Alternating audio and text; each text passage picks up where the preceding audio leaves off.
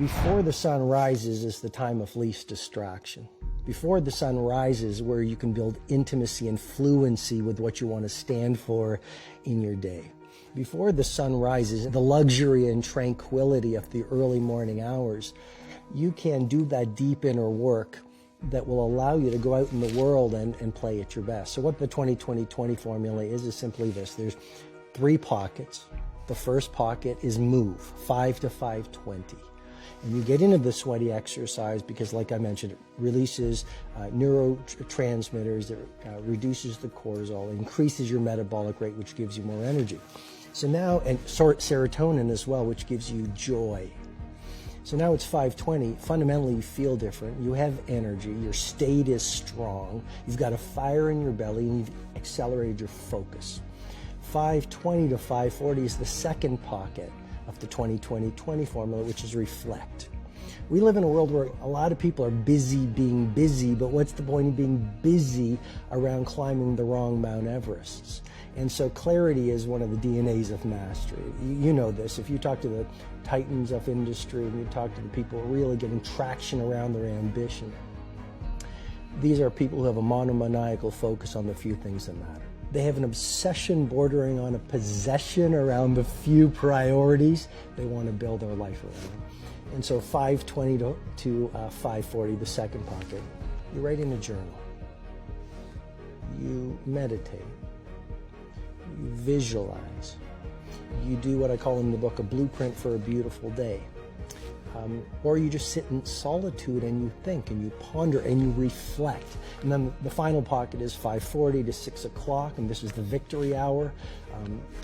The final pocket is grow. But if you look at the greatest billionaires, I've coached many billionaires over the past 20 years. If you look at the greatest producers on the planet, these people have one thing in common. They are ridiculously curious.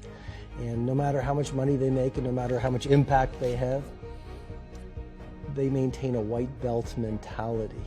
One of the keys to epic performance is a relentless commitment to daily growth. That which you do not hate, you will eventually tolerate. And I think that identifies most people's lives. In other words, average becomes sort of like this slow asphyxiation. It's almost like an anesthetic. And that over time we become kind of immune and dulled to the average that we're becoming. And so over time we sort of minimize where we're at. In other words, you don't magnify the degree to which the pain ought to be affecting you. And so really what he means in that is, listen, you're going to get out of your life what you'll accept. That's really difficult for people, I think, to understand is, look, what you think you're worth and what you're going to tolerate is absolutely what you're going to bring into your life and what the outward part of your life is going to look like. And so I live by that. Like, I let myself sort of feel the pain and the difficulty of being not where I want to be in whatever that area is, whether it's my spirituality, my relationships, my money. I let myself feel that pain because, as you know, there's 2 motivators, right? There's the gaining of pleasure, right? Wanting to go get something, chasing the dream. But then there's the avoidance of pain. And for a lot of champions, that's a pretty big driving force for them. And so at least for me, I leverage both of those things on me to get myself to take action. There's this thing people think that, like, I'll be happy when? Once I get like this big, amazing home, or once I get this car, or once I get this relationship or an amount of money, then I'll allow myself some happiness. The problem is the finish line always moves. You never arrive there, right? The other part is people think, well, if I enjoy myself now, I'm going to lose my drive. In other words, if I can just wire myself with enough pain all the time, I won't lose my drive or ambition. The truth is there's no correlation between the two at all. There's no relationship between you feeling complete pain all the time and losing drive. And so I talk about living in a state of blissful dissatisfaction, and that's why so many people stall out in life. They got to a certain point and they cheated themselves out of the bliss, out of the celebration. It's important that we celebrate our wins, we celebrate our lives, because it causes us to want the next bite. It keeps us hungrier, not the reverse.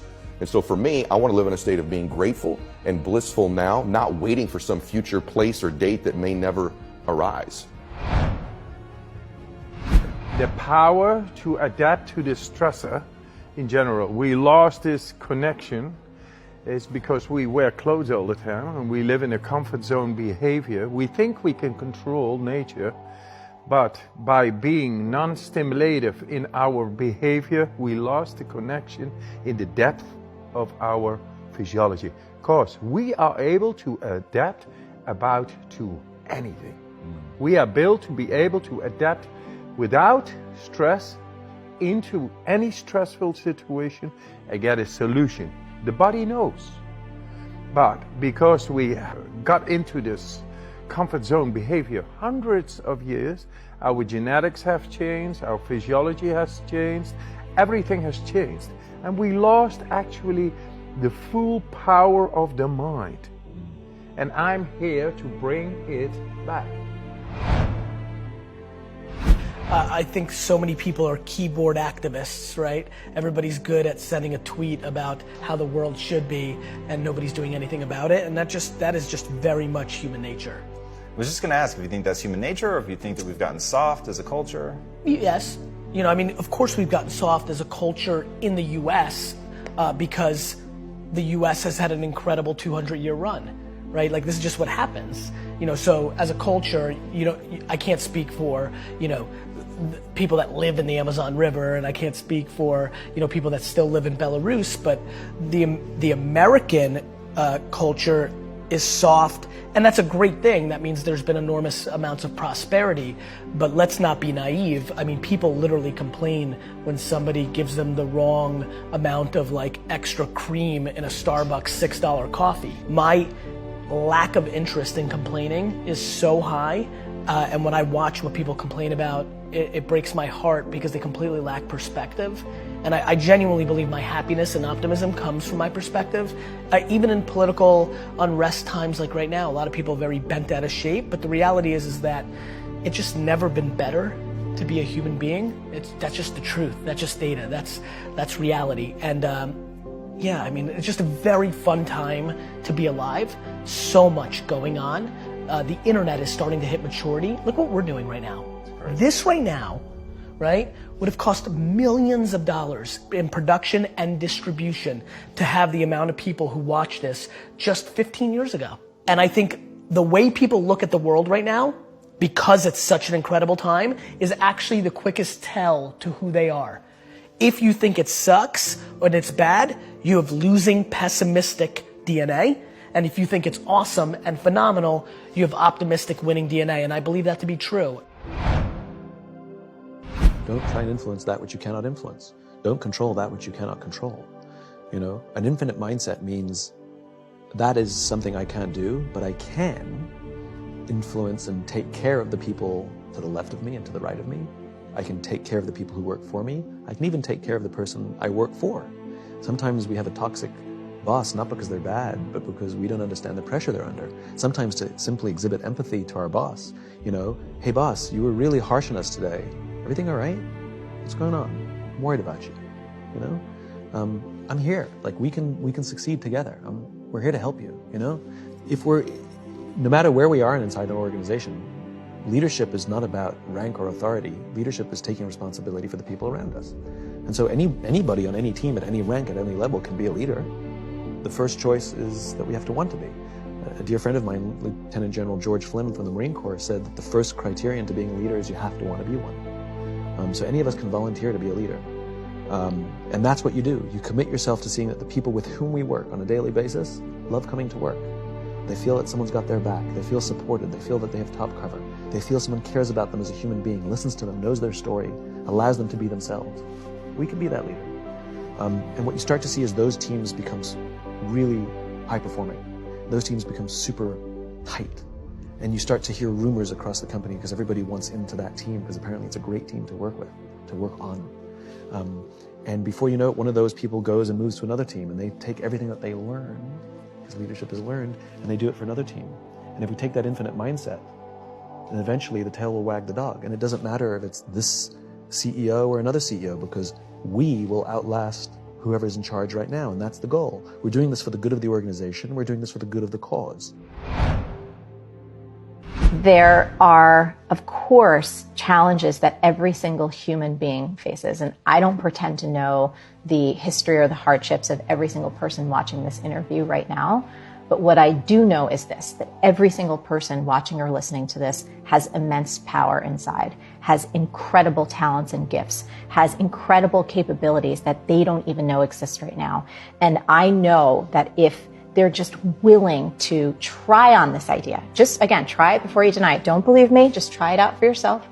That they can overcome any hardship, any challenge they face, and create miracles in their lives and in the lives of people around them. I'm certain of it. Nothing in life is that complicated. You can do anything you set your mind to if you roll up your sleeves, you get in there, and you do it.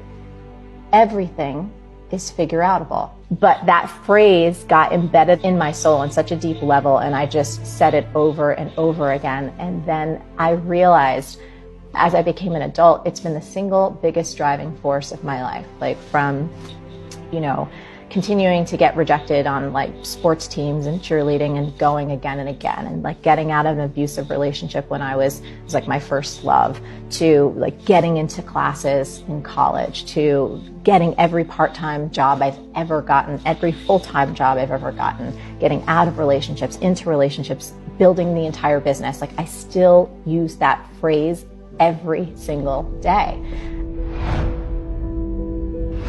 I heard Ed Milet once say, "You're one decision away from a totally different life." And I agree with him, but I want to ask you this. What is that one decision? And the answer is to take complete and total responsibility for everything in your life. And I mean everything. The way that I explain it to people is if my wife were hit and killed by a meteorite, I would take responsibility for that. I would say that that is my fault. Not to blame me or to put shame on me, but to remind myself that I'm in control, that there was always something I could have done. Now I know that that's true, as crazy as that sounds, but I know right now there are a group of people tracking what are called near-Earth objects, making sure that if something like a meteorite is on a collision course with Earth, that they can do something to stop it. Now even though I know they exist, I've never done anything to help them. I've never given them money or ideas or encouraging words. And I think that's the right answer. I think the likelihood of my wife being killed by a meteorite are virtually zero. But if it happened, I wouldn't waste time saying there was nothing I could have done about it. I know I have made a choice. And at the end of the day, that's the most powerful realization that you can have, that even inaction is a choice. You're deciding every minute what you're going to do with your time, your energies, your intelligence, your focus, all of it. You're deciding how to use it. And your life right now is an exact reflection of the choices you've made, for better or worse. If you love your life, congratulations, you're making the right decisions. And if you hate your life, that's on nobody but you. And that's the best news I can give you. That's the most comforting thing I could say. Why? Because you can do something about it. If it were somebody else's fault, if life were happening to you, if you weren't in control, then there's nothing that you could do to get out of your situation. But the reality is you are in control. Every moment is an opportunity to do something different. And when you make different choices, when you take different actions, when you do different things, you get a different result. There's a reason that Einstein said the very definition of insanity is to do the same thing and expect a different result. So if you want something new for your life, it is very attainable. You can have something new. You can have all of the things that you want, but you're going to have to work your ass off. You're going to have to make the right decisions. And that's a hard thing to face. It's hard to accept that simply wanting it or being a good person or trying isn't enough. But it's not. You've got to work until you find the right answer. You've got to be willing to fail and fumble around until you find the path that actually works. But once you hold yourself to the standard of efficacy, that it actually got you the desired result, then your fumbling is going to be all for nothing because it's not directed at anything. You'll never know if you're hitting the mark if you don't have anything to aim at. But once you have that clarity and you know exactly what you're going for and you accept responsibility for whether or not you're getting there, then everything changes because you have the power. So right now, take your life back right now, no matter what is going on, no matter what has happened to you, no matter what crazy things have befallen you that seem like fate. Take ownership. Don't beat yourself up. Don't waste time feeling badly about it. Just recognize you are far more powerful and capable than you know. And once you take that, once you take the reins of your life, you can make the changes and the decisions that you need to get wherever you want to go.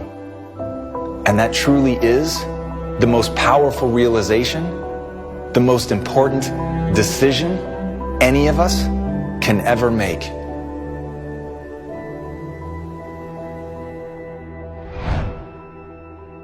You know, a lot of us are going through a hard time in life. Some people have been bullied. Some people are just stressed out. Some people are insecure. Some people are fat and overweight. And the world puts a lot of this in your mind.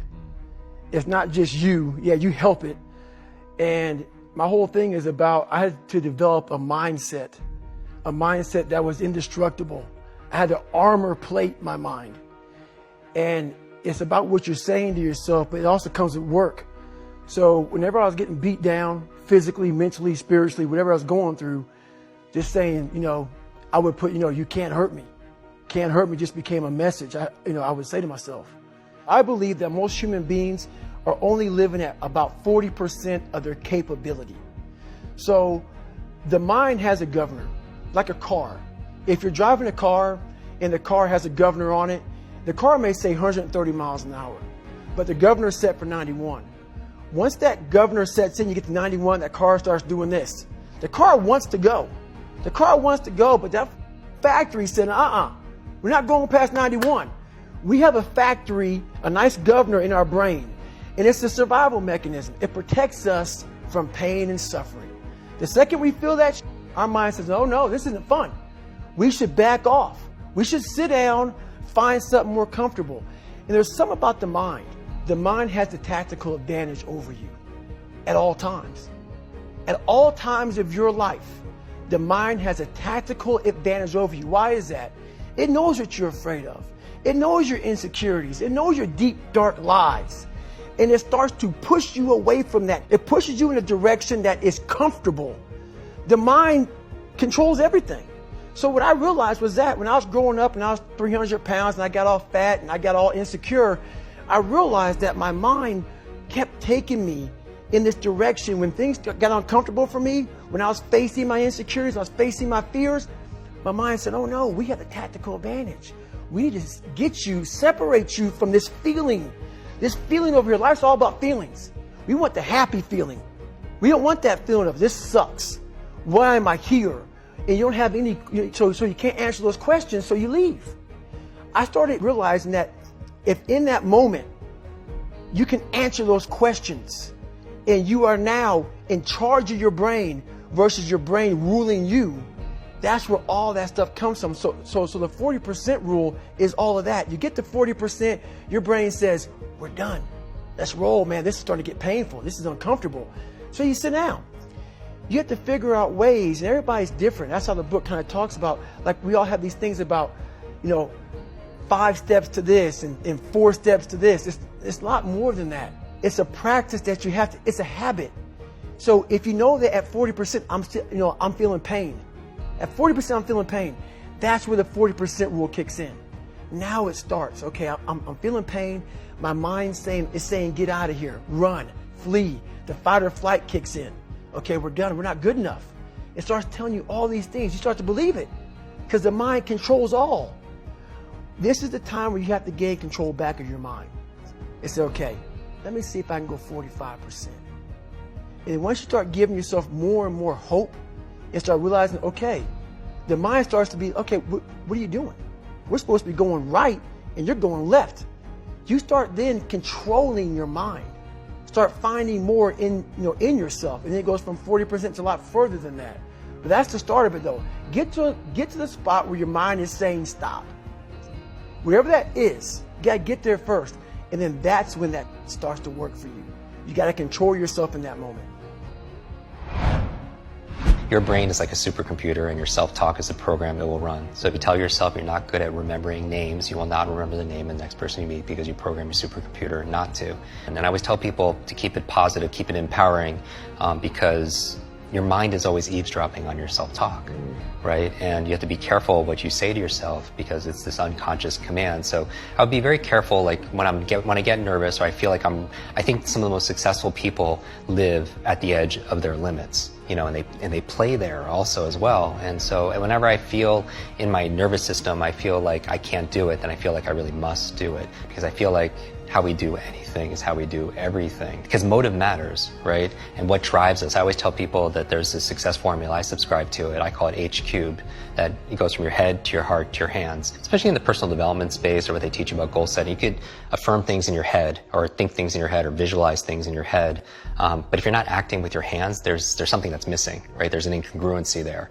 And what I tell people is like, you know, check in with the second H, which is your heart, which is the symbol of like emotion, the energy of motion. And so I feel like that's the fuel that fuels the car that gets you to take action for something. My message to people, whether it's on stage or on the podcast or anything, is that, you know, we are more than what we're demonstrating, that we've been sold this lie, that people are taught through school. Like when I do these demos and I on stage memorize 100 names and words and numbers forwards and backwards, and it appears effortlessly, I always tell people I don't do this to impress you. I do this to express to you what's really possible, because the truth is everyone can do this too, and so much more. Apply towards creativity and focus and flow and problem solving and thinking and really overcoming the biggest challenges of their life and maybe even the world. The challenge is we were taught a lie. We were taught a lie that somehow our intelligence, our potential, our learning, our memory somehow is fixed, or creativity is fixed, or thinking is fixed like our shoe size. And what we've discovered, you know, as you know, more about brain science, in the past 2 decades, we've discovered more than the previous 2,000 years. And what we know is that we're grossly underestimating its capacity, our own capacity to be able to grow, to be able to contribute, to improve our intelligence and our influence and our impact. It's just we all grew up with a 20th century education that prepared us for a 20th century world, which at the turn of the century was working in factories and farms and assembly line. And our education system was married to that. It was assembly line, one size fits all, cookie cutter approach towards education, teaching us things about what to learn, math, history, science, Spanish, but all things we could find online nowadays, right? So what do you need to be able to regurgitate that information for? But it was about what to learn, but not how to learn. And, you know, how to think for yourself, how to solve problems, how to be creative, all the things that you can't outsource to automated or technology, or you can't outsource to Asia. You know, our value in this world is really our creativity, right? Because that's not something that's easily outsourced. Our ability to create value, be creators, take our vision and turn them into reality, take the invisible and make it visible. But where are the classes on that, right? On how to be able to live your best version of yourself. But what about like interpersonal skills? I mean, that's got to be at least as important to be able to your ability to connect with individuals. What about, like, besides interpersonal skills, what about intrapersonal skill, like just self-awareness? Because you know, as Gary Vee talks about, I think self-awareness is a superpower, like awareness of yourself, like your own condition and what motivates you, what drives you, your own beliefs, identity. Knowledge is power, then learning is your superpower. And I think it's a superpower that we all have. It's just we're not taught. Like recently we had Quincy Jones in our audience, and I had to pull him on stage, right? And I was just like, I have to ask you, you know, We Are the World and Michael Jackson and Oprah, like, you know, how'd you overcome these challenges that, you know, these problems that you had to be able to create this, you know, this legacy? And he looked at me, he's like, Jim, I don't have any problems. I'm like, what do you mean? You're like, you're 84, you have no problems? And she's like, no, I have puzzles. And I was like, wow, like that little shift of vocabulary changed everything for me. Yeah, because puzzles are like riddles. You could solve them, right? There's answers for it. And it was a change of perspective. And that was the thing about growing up with superheroes, reading these comic books late at night when I was so impressionable, is for me, a superhero more than anything represents hope. Do you know what I mean? Oh, yes. That one person can make a difference. And a lot of superheroes go through a lot of challenges, right? When you think about the most popular superheroes, they're all orphans. Like Wonder Woman, Batman, Superman, Iron Man, Spider-Man, they all lost their parents, you know, and they all through these big challenges, but through it, they found their dharma, they found their mission. And I find that if someone's watching this and they haven't found it quite yet, maybe I have a belief that their mission and that people's mission, their purpose, and their pattern is looking for them also. But most of us aren't sensitized to it, you know, because it's coming in different forms and we're not open to it as much. And so my thing when it comes to success rituals and high performance and making an impact is that we all have that sovereignty, we all have that power, and whenever we put it out there and give it out to somebody else, like we're a thermometer, right? The metaphor I always talk about, it's like we're either thermometers or we're thermostats. And a thermometer, you think about the functionality of it, it just reflects what the environment is giving it, right? It just reflects the temperature and stuff. But a thermostat is different. It sets a standard, it sets a goal, it sets a vision, and the environment changes along with it. And I feel like our happiness, our joy, our level of fulfillment, our success is all dependent on where we put the locus of control. And I feel like we have more power than we realize in these cases. And it's hard because we have to fight media, we have to fight marketing that's always telling us about all the things that are going on in the world. But we live in an abundant universe, right? I mean, we talk about the matrix, which pill people are going to take. And that determines everything. And every single morning, you determine what color pill you're going to take. Well, a habit is a redundant set of automatic, unconscious thoughts, behaviors, and emotions that's acquired through repetition. A habit is when you've done something so many times that your body now knows how to do it better than your mind. So if you think about it, people wake up in the morning, they begin to think about their problems. Those problems are circuits of memories in the brain. Each one of those memories are connected to people and things at certain times and places. And if the brain is a record of the past, the moment they start their day, they're already thinking in the past. Each one of those memories has an emotion. Emotions are the end product of past experiences. So the moment they recall those memories of their problems, they all of a sudden feel unhappy, they feel sad, they feel pain. Now, how you think and how you feel creates your state of being. So the person's entire state of being when they start their day is in the past. So what does that mean? The familiar past will sooner or later be predictable future. So if you believe that your thoughts have something to do with your destiny, and you can't think greater than how you feel, or feelings have become the means of thinking, by very definition of emotions, you're thinking in the past. And for the most part, you're going to keep creating the same life. So then people grab their cell phone, they check their WhatsApp, they check their text, they check their emails, they check Facebook, they take a picture of their feet, they post it on Facebook, they tweet something, they do Instagram, they check the news, and now they feel really connected to everything that's known in their life. And then they go through a series of routine behaviors. They get out of bed on the same side, they go to the toilet, they get a cup of coffee, they take a shower, they get dressed, they drive to work the same way, they do the same things, they see the same people, they push the same emotional buttons, and that becomes the routine, and it becomes like a program. So now they've lost their free will to a program, and there's no unseen hand doing it to them. So when it comes time to change, the redundancy of that cycle becomes a subconscious program. So now 95% of who we are by the time we're 35 years old is a memorized set of behaviors, emotional reactions, unconscious habits, hardwired attitudes, beliefs, and perceptions that function like a computer program. So then a person can say with their 5% of their conscious mind, I want to be healthy, I want to be happy, I want to be free. But the body's on a whole different program. So then how do you begin to make those changes? Well, you have to get beyond the analytical mind, because what separates the conscious mind from the subconscious mind is the analytical mind. And that's where meditation comes in, because you can teach people through practice how to change their brainwaves, slow them down. And when they do that properly, they do enter the operating system where they can begin to make some really important changes. So most people then wait for crisis or trauma or disease or diagnosis. They wait for loss, some tragedy to make up their mind to change. And my message is, why wait? And you can learn and change in a state of pain and suffering, or you can learn and change in a state of joy and inspiration. And I think right now, the cool thing is that people are waking up. You get hungry by finding something that's you. I believe that all of us are born unique, but most of us die copies. You got to find out, what is it that turns you on? What resonates with you? One of the things that I realized, and what allowed me to become successful as a speaker, the speaking industry has been hijacked by people who speak to sell, and it's okay to do that and make money. I speak to change lives because somebody spoke and changed my life. So this is my passion. This is my drive. This is something that I feel in my heart. And so the key to that hunger-driven life is a heart-centered life.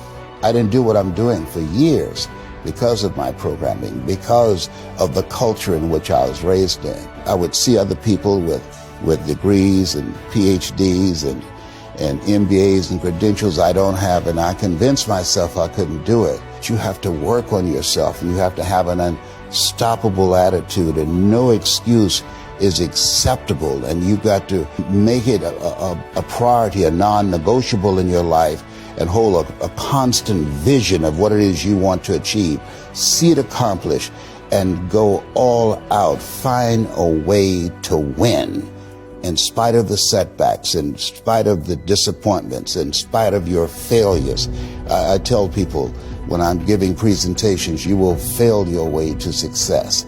I have a saying, is life knocks you down, try and land on your back, because if you can look up, you can get up. Those experiences of going after goals that's beyond your comfort zone, and having relationships that will challenge you, and surrounding yourself with coaches and mentors who can take you to a place within yourself that you can't go by yourself because you can't read the label when you're locked in the box.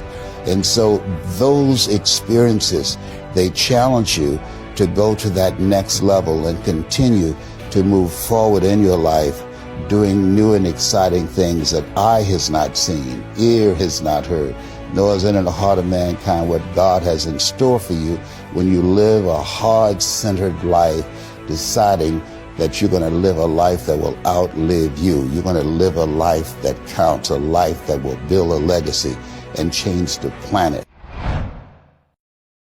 So I go to bed consistently early. I wake up early. Now, this is why I wake up. Now, if you're listening to me, you're an entrepreneur, you have to hear this. There are people who graduated magna cum laude. I didn't. There are people who were born into wealth. There are people who were born into a certain network. I wasn't. But here's the trick. Even though I don't have what they have, I can outwork you. So if I'm getting up at 3 o'clock in the morning, and as sweet as you are, networks, parents, wealth, opportunities, and you're getting up at 8, I've got a 5-hour jump start on you. Like, I don't care who you are. If we're traveling to the same city and I take off 5 hours before you, 9 out of 10, I'm going to get there before you get there. So what I'm trying to explain to people is my ritual is I'm going to beat you to the spot. I'm going to beat you to the spot. That's what it's all about. In people's lives, there's only maybe a half dozen, 7, 8 categories that really matter. Most people, they major in minor things. They focus on stuff that doesn't matter. They know more about this celebrity going in and out of rehab than they do about their own personal development. But I look at and say, if you look at your body, without that, everything else is out the door. You don't want to be richest man in the graveyard. That's not going to do it. If there is energy, if there's vitality, if there's strength, it's going to show up in your relationship. It's going to show up in your business, show up in your life. That's an area you got to master. You can't dabble. It's too important. Emotions are everything. I mean, you got a ton of money, you got everybody loves you, and your primary emotions are pissed off and frustrated, then your life's pissed off and frustrated. It doesn't matter if you got $1 billion or 1 million people loving you, your life is not great.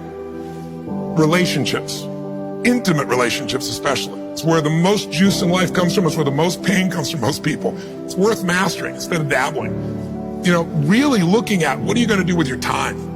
And mastering your time. Instead of having a checklist, you cross it all off. You can mistake movement for achievement. I want to squeeze out of that time what matters, that creates value for me and for everyone I care about and love. What about your career or your business and the mastery of that instead of dabbling? Most businesses are dabblers. That's why they don't make it. 96%, in any 10-year period of time, 4% make it. That doesn't even mean they're profitable. And it does not mean they're enjoying themselves, all right? Or they're getting anybody else to feel good.